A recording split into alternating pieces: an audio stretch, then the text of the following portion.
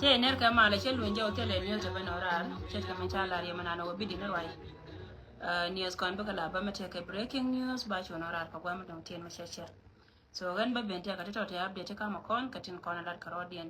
propaganda tin dialo kon yol ka kan tin dialo kon te la to to chot kare propaganda ni ene to kon chal ke jite aran ko ba kon confuse luanga ko bi achi aka ne kon dialo ne dialo kon ku yana gwa madamar ne Gabriel wala Garial sorry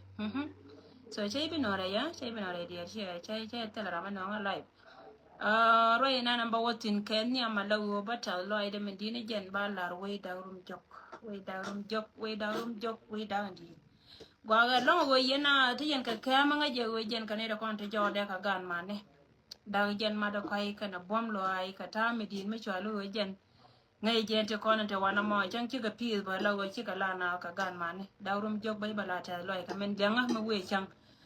ba kula to ka tin kon te la propaganda ni kana tin kon la to ta cha chot rei propaganda ni ane te kon chal ke ji South Sudan tin gor ka je ba kon confuse kan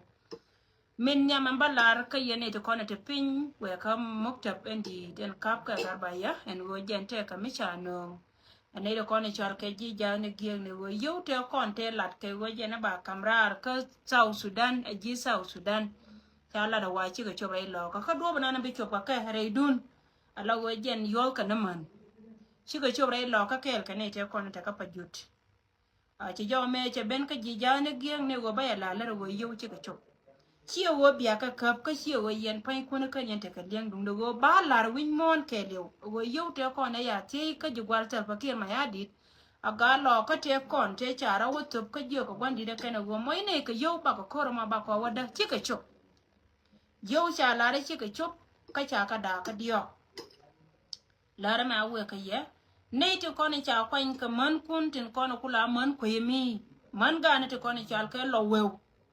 ka man lo we ti cha kwan cha man dang job cha ka kwan wa ba yo ti ba ka nang bi ka jien rei do aran mi chal ka bi ka jien ka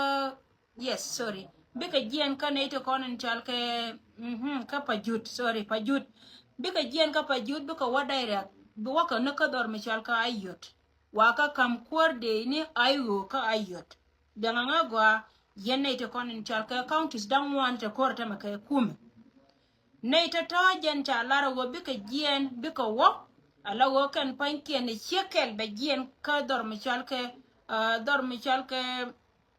pajut be jien ka pajut ba waka ayot a chekel nama cha nyoka melar ka je go biram kere nyoka jien ba waka nyirol county min lot ke nyirol county ngai ke jego ka ne dial kono chal ke jego te ko kwikel a wate ka ne te ko kien to gor ke go kan pankien de ko nyo ka ma wa ka chun de ka mat gur mi chal ke garma kwi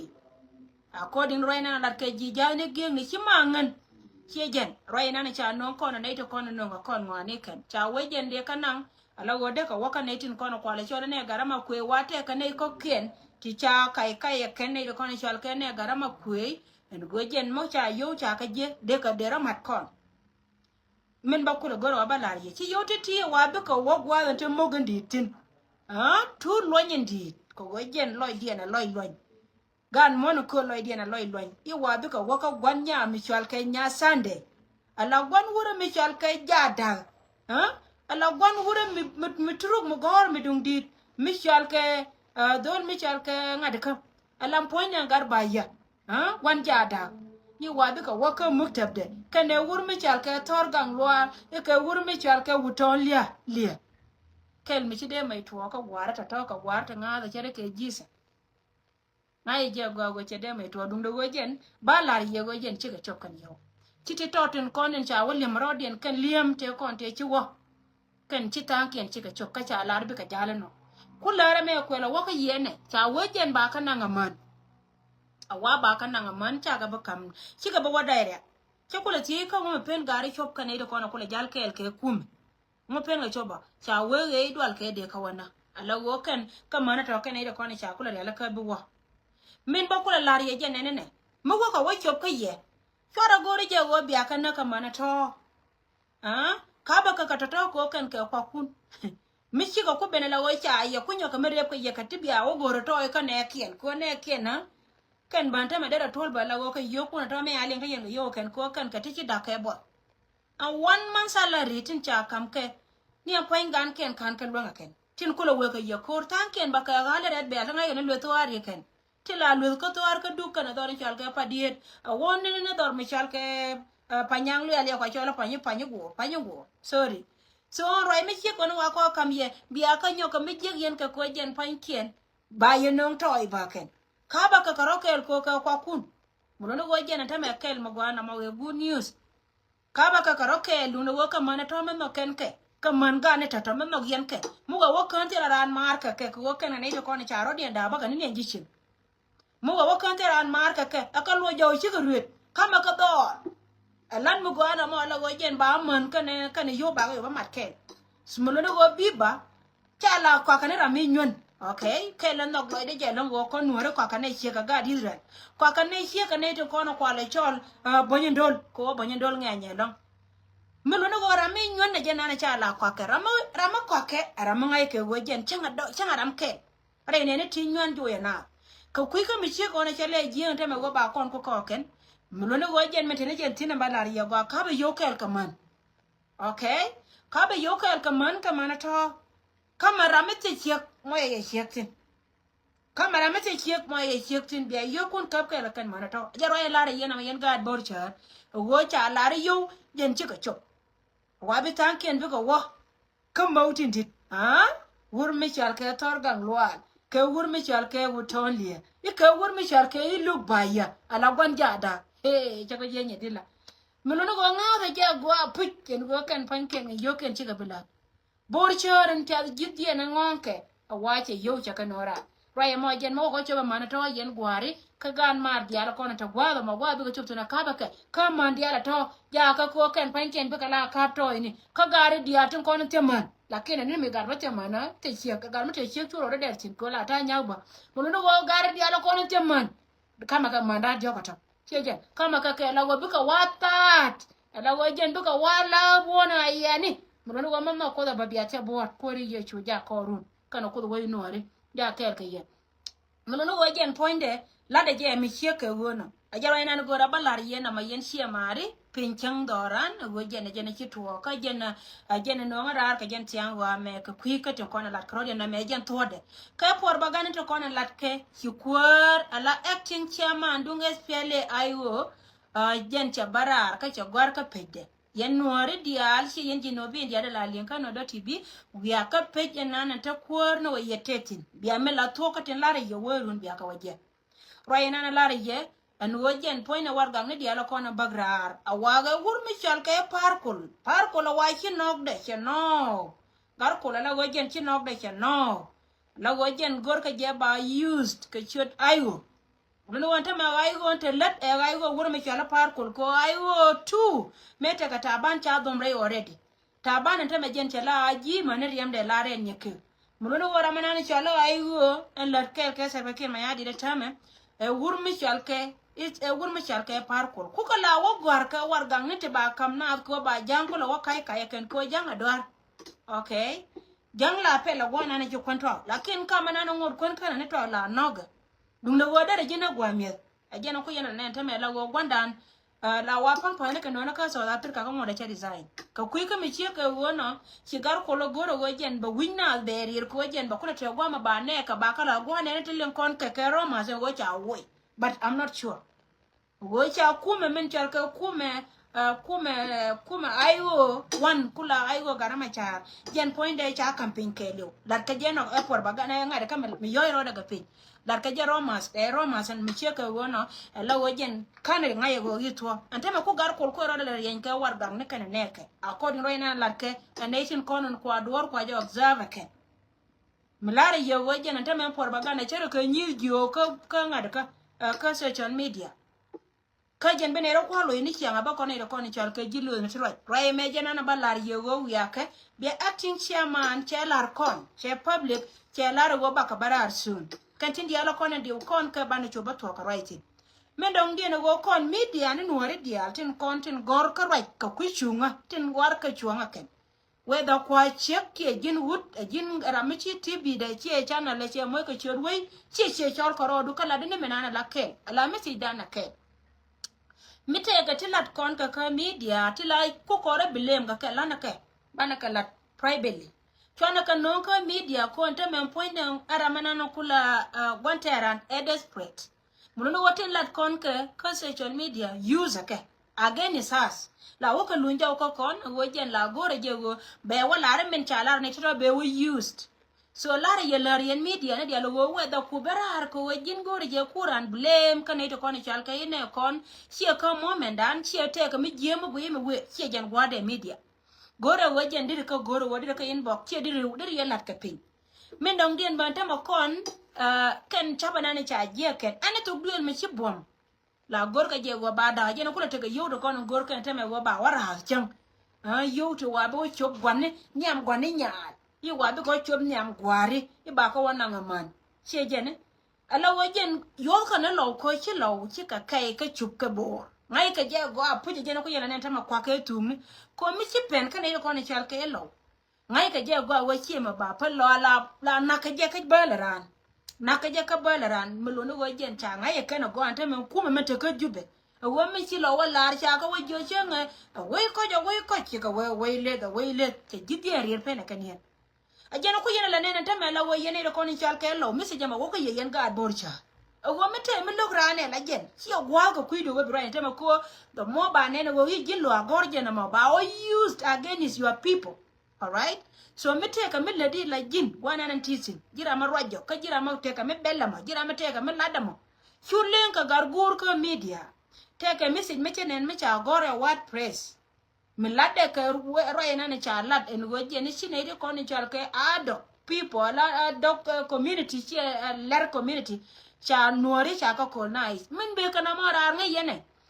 lad ka je ko wogur me cha ke ryo ma char be tu dul do awa dog rodien je rodien na ka ko rodien ko wo ken pankien i bagriang ma char ka ke ko wo bene ko ke no kula gas ani ni chap me gor ka wo jen point na ba ko nda ka je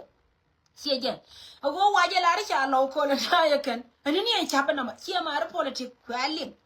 muno no wo jen mi che ka wo na chen kia je la ta mo tela ra me de je respond ko je no ko la gore ne mi ko ba ko nda roye me janan de gorde la ko na ma ko media ne dia lo wo ko me le ko na ye me to ko media tit ka ma ngai ko ne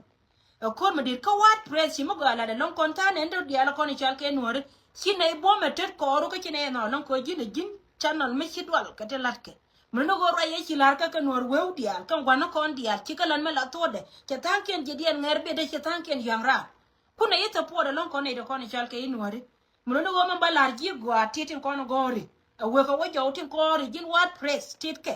ko ta me ci ben yal ko jine jire okay dwal ta na to ko kien te ka te ladi ti ci dwal ka ke mo no go ma ci dwal ka jima ngodu mo cha loy da ko nori ci jen ci loy da te ka ji chule lo jo wala we biele gor wo bele wote ke te ba used ka ji ana ito ko na right mo no go ma te ga mo lo ne ji la gore we bie gor ka bi bro do palpin WordPress we salute you ko ne ko ne chal ke ne tin gui ka media ne dia ko wo jintin ko ne ci barar ka joje wo lor gwana na titin dir lo jira dir lon kala shejen men dong dia na banyo ka melara kon yene dial kon na yana gurgo makala yana gui mada yana ne ta mela wo la daga bagwar kala daga wo jen ba de roi ba ka te kon dong de ben ka ngada ka che kui daga kana diala to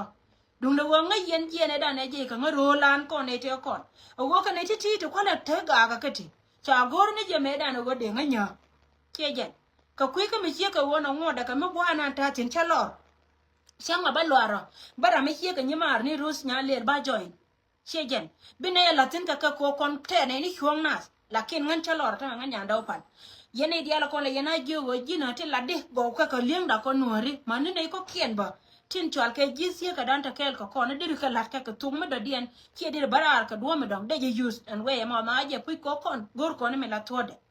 bayala lara me wo chalor ajana la yana ne ta mala yo ne point de nor language ko wojen ramo ko je woleng ba wote ka tanga to wane ke bolon ga ba translate ne me da ne la lo ye ri to nyame chali me ro bara me ye bara la woje la we ka lo na la le ka te la de da to shetarian ko ya ngai gan wuje kel me chulo de jaka ted ba ko me dong dien gorne je wo bana to dan bana je promote wi di ala timata na tina tame kan wi de dia la ti che kan do rol ka wai ne meten ne to kinai chup tin kon ne kon tare rol ka wai ne te ka tutu yo ka jikien ti la won le na ka tung ne tembo de chana ko go akel mo gwa long to do jiran bi goro wo jen poinde bi binas bi ka dier ka malat ka chien ta me peje me dier na da long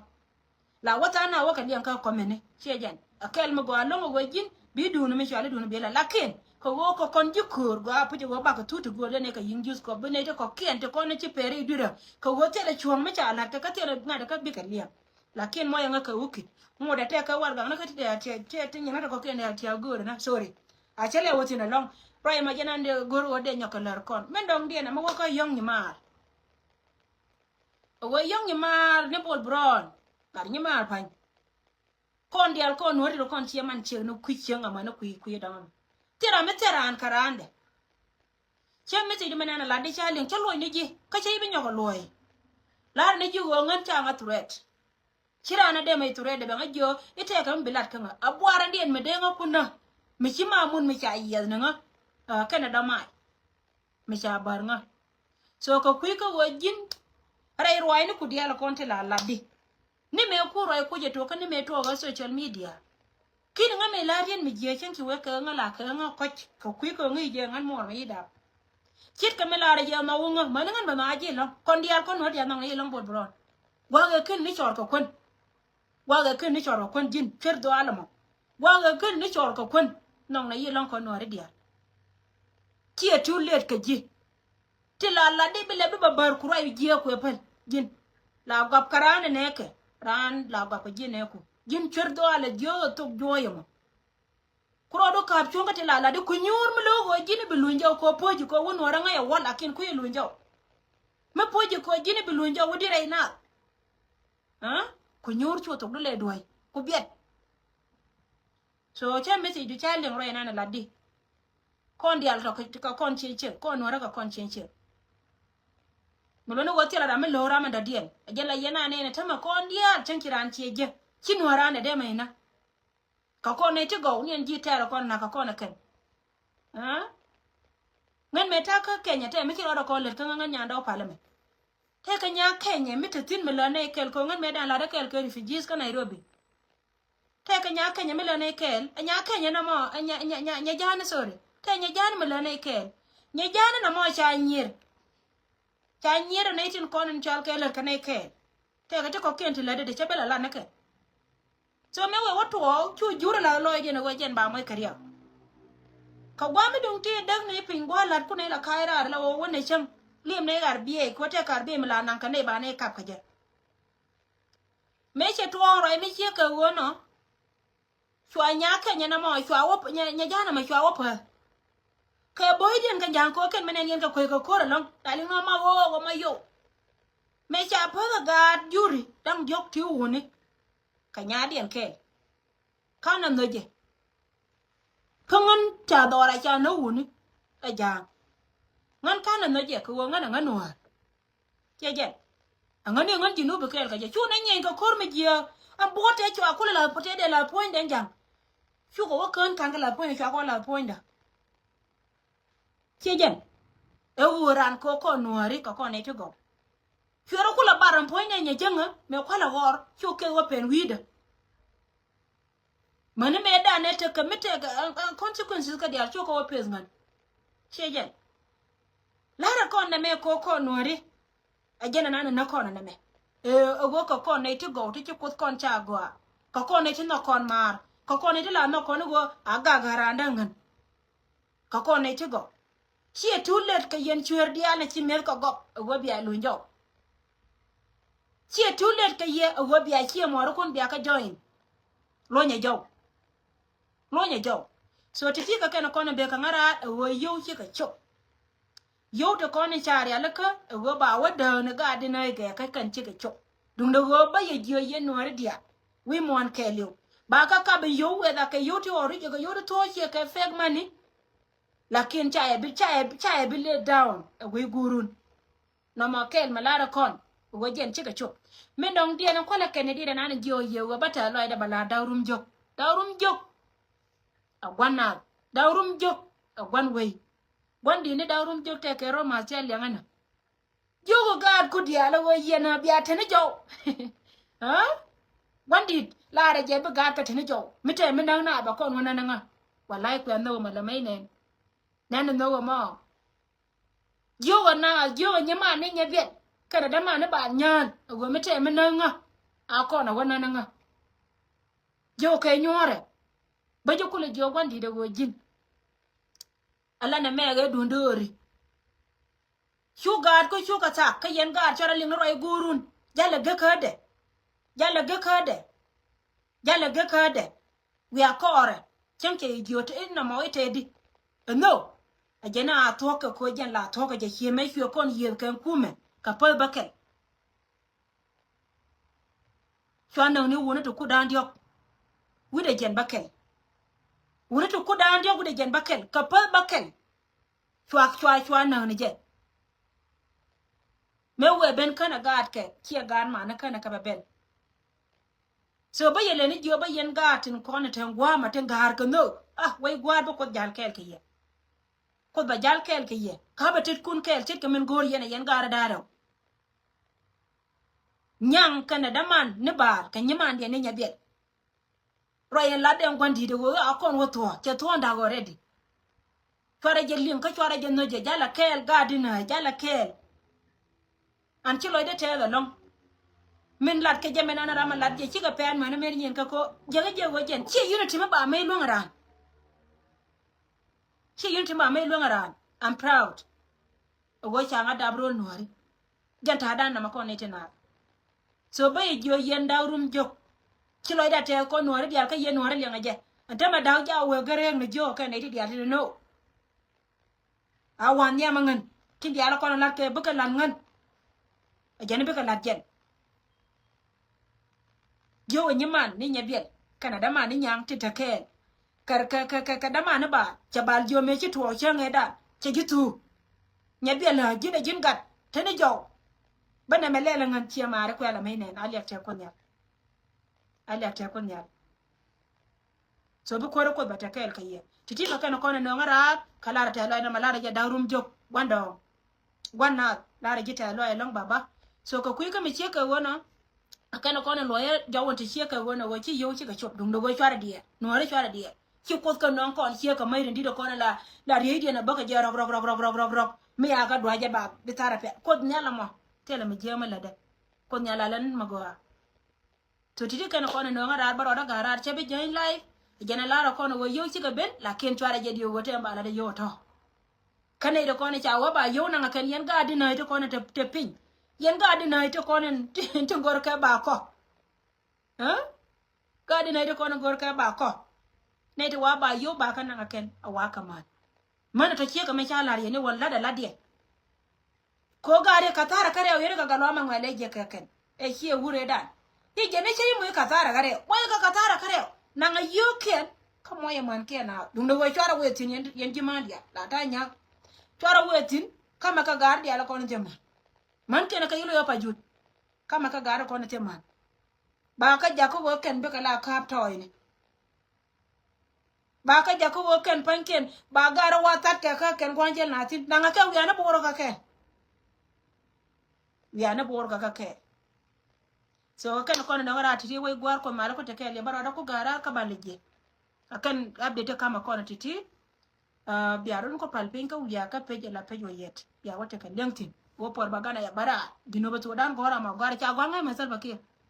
salba war gana ne yene meriye ni cha la ra da ne ma cha tede an writing ne daga an writing ka writing ga da meta ka me cha ka pre unit ka baby class ala wajen ta ba fa na wada wajen mishiya ta ban ne mishiya ren ne ka ya salba tayo wabi ba no ko wajen no shi ga ronya fara ga ti ka ke na ti la ko shi dok ta lo ko la na den wara ko na wada chane na kan ja kenya put it. Thank you so much guys kon ma ko take kaya